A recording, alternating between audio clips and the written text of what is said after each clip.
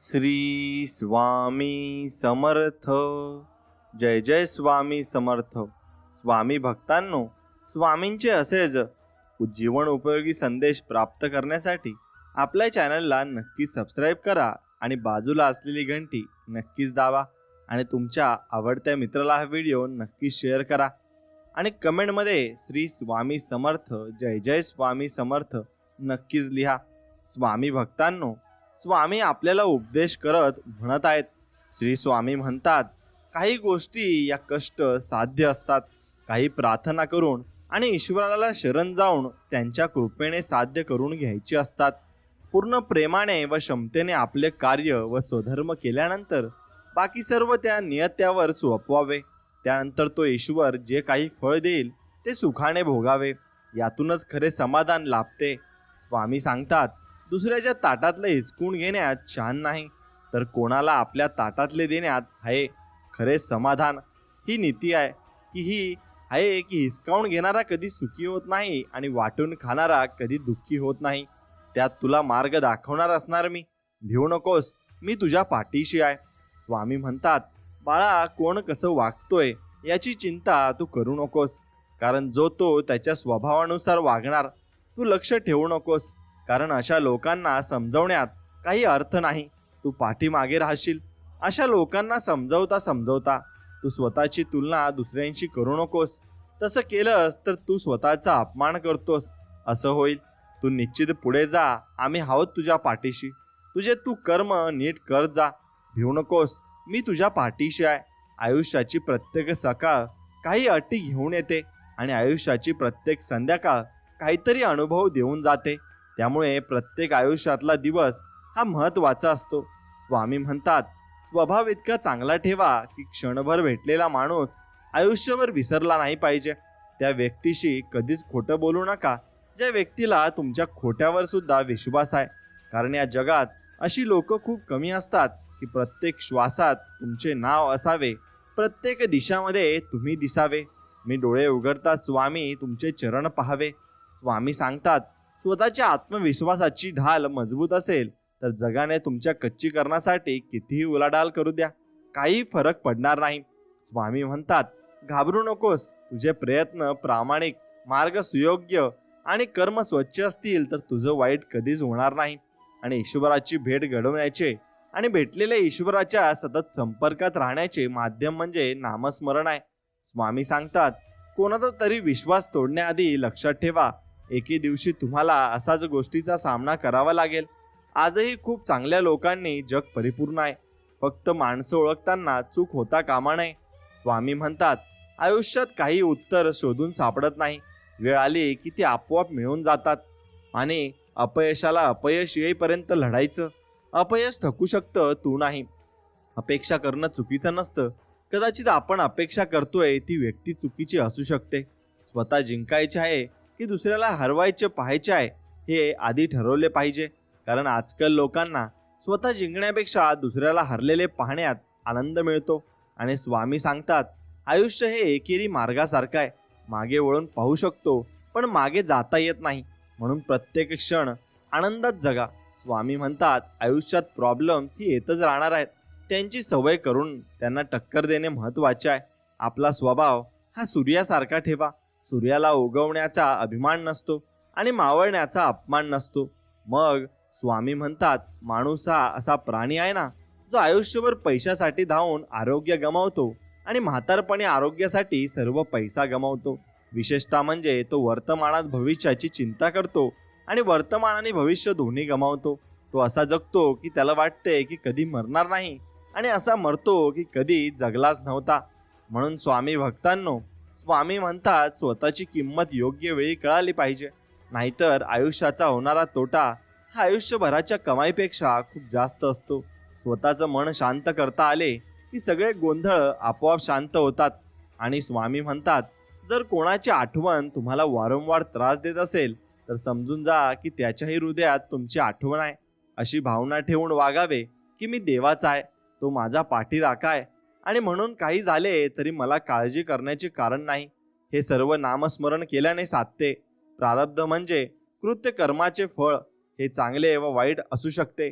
सुखाचे भोग आले तर माणसाला काही वाटत नाही, पण दुःखाचे प्रसंग आले की मनुष्य म्हणतो, मी देवाचे एवढे केले, मग मला असे दुःख का भोगावे लागते. पण त्याला हे समजत नाही की हा सर्व आपल्या कर्माचा परिणाम आहे, आणि आपण जसे कर्म केले तसे आपल्याला फळ मिळत जाते. त्याला देव काय करील. प्रारब्धाचा संबंध देहापर्यंत असतो, मनाशी नाही. जो सद्गुरूंची मनापासून आज्ञा पाळतो त्याचे प्रारब्ध हे प्रारब्ध रूपाने राहत नाही. आपण स्वामींजवळ मागावे की तू वाटेल त्या स्थितीत मला ठेव, पण माझे समाधान भंगू देऊ नकोस. माझे मी पण काढून टाक, तुझा विसर पडू देऊ नकोस. नामामध्ये प्रेम दे आणि तुझ्या चरणी दृढ श्रद्धा सतत टिकू दे.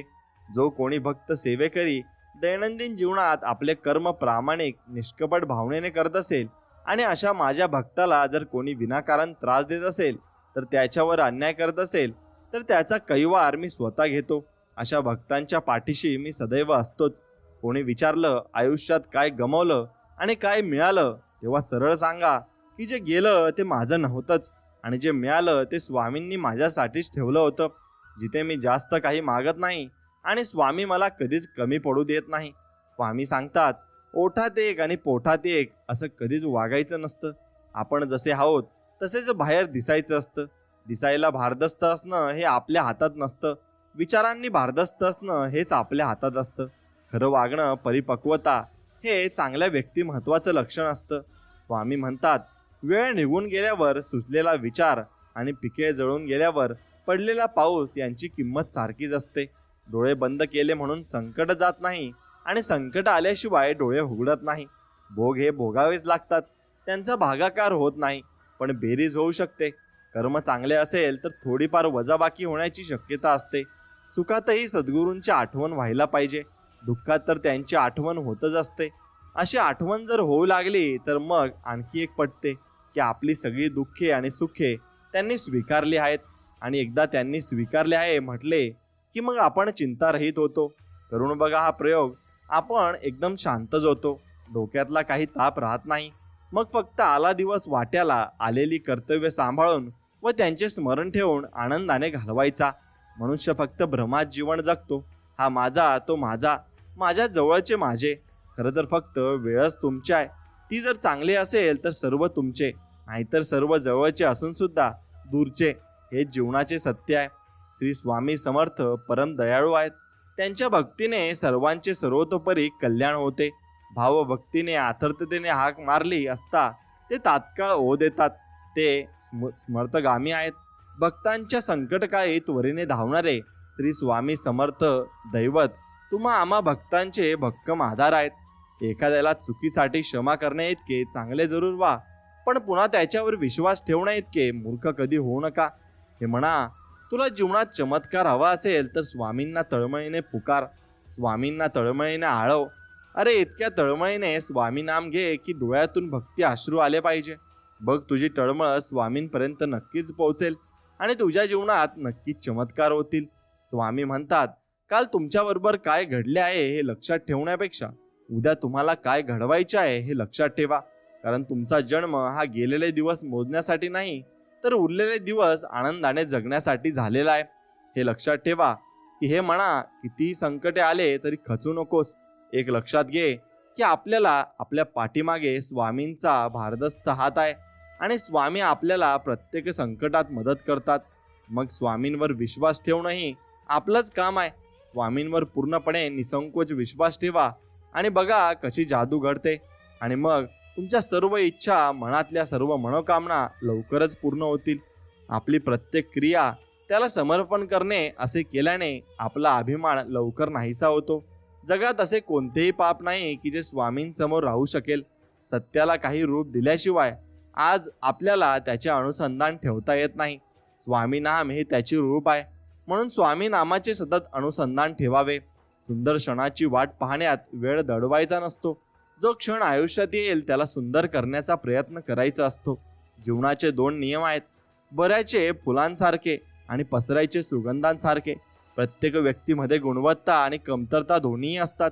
फरक इतकाच असतो की तो मनापासून बघतो त्याला गुणवत्ता दिसते, आणि जो तपासून बघतो त्याला कमतरता दिसत असते. स्वामी सांगतात, सोडून द्यायला शिका. हा असा वागला तो तसाच वागला, हा असाच बोलला, त्याने विश्वासघात केला, त्याने धोका दिला. अरे किती त्रास सहन करून घ्यायचा. कोण कसं वागलं या विचारात स्वतःला त्रास करून घेण्यापेक्षा आपण पुढे कसं वागायचं याचा विचार आपण स्वतः केला पाहिजे. आणि कुठे चुकलो याचा अभ्यास केला पाहिजे. त्यांच्या चुका तिथे सोडून द्या आणि आयुष्याच्या पुढच्या प्रवासाला सुरुवात करा. पाण्याचा एक थेंब चिखलात पडला तर तो संपतो, हातावर पडला तर तो चमकतो आणि शिंपल्यात पडला तर तो मोती होतो.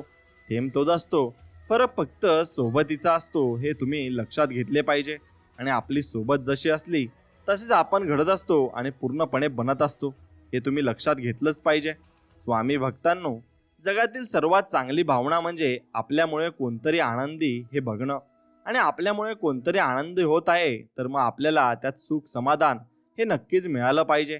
आणि ते सुख समाधान आपल्या मनाला लाभलं की त्याची महिमा एक वेगळी असते आणि त्याचे समाधानही आपल्याला वेगळेच भेटत असते.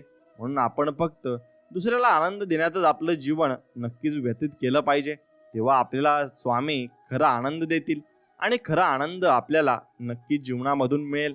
शब्दाने दिलेल्या उत्तरापेक्षा मौनाने दिलेले उत्तर समोरच्या माणसाच्या मनावर खोलवर परिणाम करत असते. आणि जगातील सर्वात चांगली भावना म्हणजे आपल्यामुळे कोणतरी काहीतरी मिळवतंय आणि काहीतरी करतंय. ही भावना मनाला खूप आरामदायक ठरत असते. आयुष्यात काही जागा रिक्त राहिल्या तरी चालतील, पण चुकीच्या माणसांचा सहवास अजिबात आपल्याला करायला नको. आणि जेव्हा जेव्हा तुमच्या आयुष्यात परिस्थितीचा अंधार पसरू लागतो तेव्हा तुमच्या मनोबलाचा दिवा लावा आणि प्रकाशाकडे तुम्ही वाटचाल करा. बघा, तुम्हाला चांगला मार्ग नक्कीच भेटेल आणि तो मार्ग तुम्ही चांगल्या वाट्याला सुद्धा घेऊन जाल. स्वामी भक्तांनो, एक गोष्ट तुम्ही लक्षात घ्या की आपल्याला सगळं सहज मिळेल इतकं आयुष्य सोपं नसतं. संघर्ष हा करावाच लागेल आणि प्रत्येकाला आयुष्यामध्ये संघर्ष हा करावाच लागतो. आणि प्रामाणिकपणे त्याच्या तळ्यात उभं राहिलं की स्वतःला स्वतःचं खरं खोटं प्रतिबिंब दिसत असतं, हे लक्षात घ्या. आणि आपल्यासोबत असणारी माणसं जगायला शिकवतात तर आपल्याला सोडून जाणारे पुढं कसं वागायचं ते शिकवतात. म्हणून माणसाचं महत्त्व आयुष्यात मोलाचं असतं, मग ते येणारे असो की जाणारे, पण ते महत्त्व तुम्ही समजून घेतलं पाहिजे. आणि चांगले करूनही काही लोक तुम्हाला वाईट समजत असतील तर तो तुमचा दोष नाही. कदाचित तुम्हाला ओळखण्या इतपत त्यांची पात्रता नसते आणि ते तुम्हाला ओळखू शकत नाही. आपण स्वतः एखाद्याच्या आनंदाचे निमित्त असणे हे पाहून मोठे दुसरे कुठलेच सुखाचे क्षण असू शकत नाही.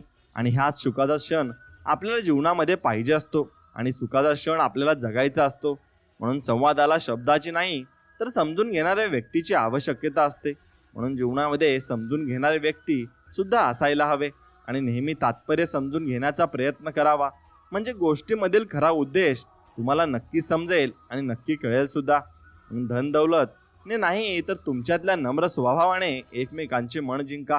कारण मोगऱ्याला तर फळ येत नाही, पण त्याच्या सुगंधाने तो सर्वांना मोहून टाकत असतो. म्हणून तुमच्यामध्येही असा गुण असलाच पाहिजे आणि असे गुण असले की तुम्हालाही ईश्वराची भक्ती चांगल्या प्रकारे करता येते. आयुष्यात सर्व काही मिळते, पण आपण जे शोधतो ते मात्र मिळत नाही. आयुष्य संपत जाते, शोध कार्य थांबत नाही आणि अंतिम क्षणी लक्षात येते की जे बाहेर शोधत होतो ते तर माझ्या जवळच होते, ते म्हणजे माझे समाधान. विचारांचा प्रभाव मनावर पडत असतो, प्रभाव शरीरावर मनाचा पडतो, शरीर आणि मन या दोन्हींचाही प्रभाव जीवनावर पडत असतो. म्हणून तुमचे शरीर आणि मन कितपत योग्य आहे हे तुम्ही नक्कीच तपासले पाहिजे.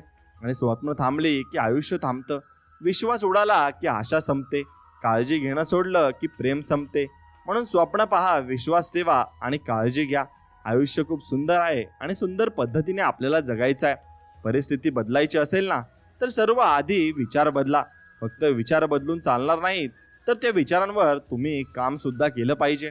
चुका नेहमी काही ना काही शिकवतात, कधी चांगलं तर कधी वाईट. अनुभवांची जाणीव करून देतात आणि अशी अनुभवांची जाणीव आपल्याला नक्कीच झालीच पाहिजे. आयुष्यात गैरसमज न होण्यासाठी सर्वात गुणकारी औषध म्हणजे कानापेक्षा तुम्ही डोळ्यांवर जास्त विश्वास ठेवला पाहिजे. तरच तुम्ही जीवनामध्ये नक्कीच चांगल्या मार्गाला लागू शकाल. नाहीतर मग तुम्हाला कोणीही काही सांगून जाईल आणि तुम्ही त्याच्यावर नक्कीच विश्वास ठेवाल. आपल्याला जे मिळालं नाही ते दुसऱ्याला तरी मिळावं हा विचार ज्या क्षणी आपल्या मनात जन्म घेतो तेव्हापासून खऱ्या अर्थाने आपला प्रवास निरपेक्ष माणुसकीच्या दिशेने सुरुवात होतो आणि निरपेक्षपणे आपण दुसऱ्याला मदतही करत असतो. म्हणून संघर्षाशिवाय कधी काही मोठं निर्माण होत नाही. संघर्ष हा तुम्हाला करावाच लागेल आणि स्वतःची चूक स्वतःला कळली की बरेच तुमच्या आयुष्यातले प्रश्न तुमचे आपास सुटून जातील आणि ते प्रश्न सुटले की तुमचं जीवन अगदी चांगल्या रीतीने तुम्ही नक्कीच जगू शकता आणि स्वामींचा आशीर्वादही तुमच्या पाठीशी असाच राहिला पाहिजे ही स्वामींचरणी प्रार्थना. स्वामी भक्तांनो, हा संदेश जर तुम्हाला मनापासून आवडला असेल तर नक्कीच व्हिडिओला एक लाईक करा आणि कमेंटमध्ये श्री स्वामी समर्थ नक्कीच लिहा. चला तर मग भेटूया नवीन एक व्हिडिओमध्ये. तोपर्यंत जय श्रीराम, श्री स्वामी समर्थ. जय जय स्वामी समर्थ. धन्यवाद.